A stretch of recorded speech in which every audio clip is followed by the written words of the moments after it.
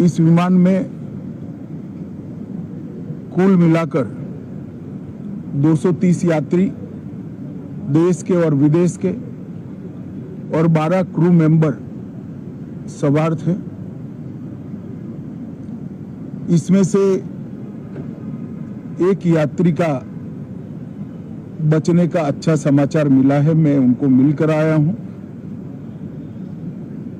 मृत्यु का आंकड़ा तो डीएनए परीक्षण और यात्रियों की पहचान के बाद ही अथॉरिटी अधिकृत रूप से घोषित करेगी,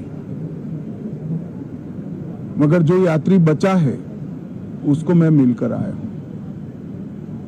घटना के तुरंत बाद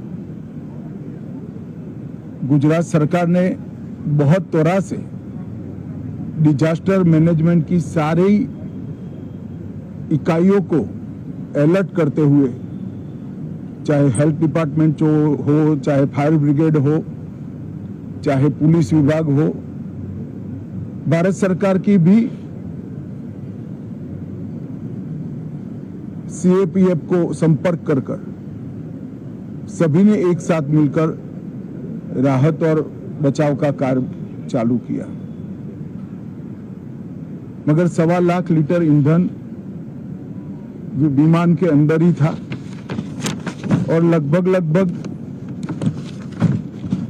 गर्मी तापमान इतना ऊंचा हो गया कि किसी को बचाने की मौका ही नहीं मिला। अब मैं घटना स्थान पर भी जाकर आया हूं।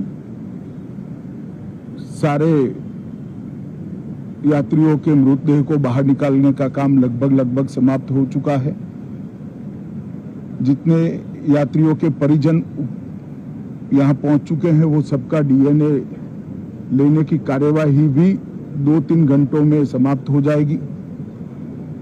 विदेश में जिनके परिजन हैं उनको सूचना देने की कार्यवाही समाप्त हो चुकी है और जैसे ही पहुंचते हैं उनके भी डीएनए सैंपल लिए जाएंगे और मृतदेहों की पहचान के लिए जितने मृतदेह मिले हैं इनके भी डीएनए सैंपल लेने की कार्यवाही समाप्त हो चुकी है। गुजरात में ही लगभग 1000 के आसपास डीएनए टेस्ट करने पड़ेंगे। ये सभी टेस्ट करने की क्षमता गुजरात में विकसित है, तो डीएनए टेस्टिंग के लिए कहीं गुजरात के बाहर जाने की जरूरत नहीं पड़ेगी। गुजरात की एफएसएल और नेशनल फॉरेंसिक साइंस यूनिवर्सिटी दोनों मिलकर कम से कम समय में डीएनए का परीक्षण पूरा करने के बाद